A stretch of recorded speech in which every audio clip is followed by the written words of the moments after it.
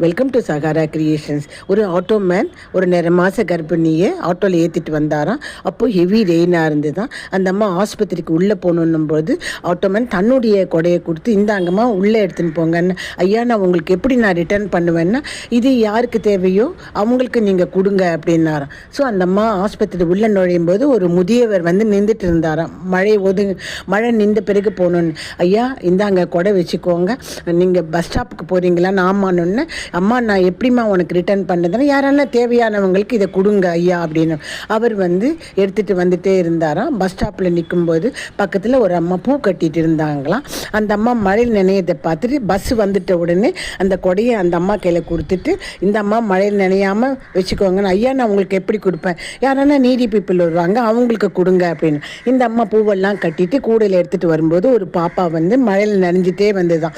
Books எல்லாம் நனைஞ்சிட்டே வரும்பொழுது இந்த பூக்கார அம்மா வந்து அந்த பாப்பா கையில் கொடுத்து, அம்மா இந்த அம்மா கொடையை பிடிச்சி எடுத்துன்னு போம்மா அப்படின்னா. இந்த குழந்தை கொடையை பிடிச்சிட்டு புக்ஸ் நினையாமல் வந்துதான். கொஞ்சம் தூரத்தில் ஒருத்தர் நின்றுட்டு இருந்தான். ஐயோ, நம்ம குழந்தை எப்படி தான் மழையில் நினைஞ்சு வரப்போகுதோ அப்படின்னு நினைஞ்சிட்டே இருக்கும்போது அப்பா அப்படின்னு சொல்லிச்சான். ஆஹா, யாருமா இது கொடுத்தா? ஒரு அம்மா கொடுத்தாங்கன்னார். அந்த பர்சன் வேறு யாருமே இல்லை, அந்த ஆட்டோ மேன் தான். ஸோ நமக்கு இவங்களுக்கு தான் உதவி செய்யாமல் எல்லாருக்கும் உதவி செய்யும்பொழுது நமக்கு தேவையான பொழுது நமக்கு என்ன உதவி தேவையோ அது நிச்சயமாக நடக்கும். இதுதான் வந்து உலக நீதி.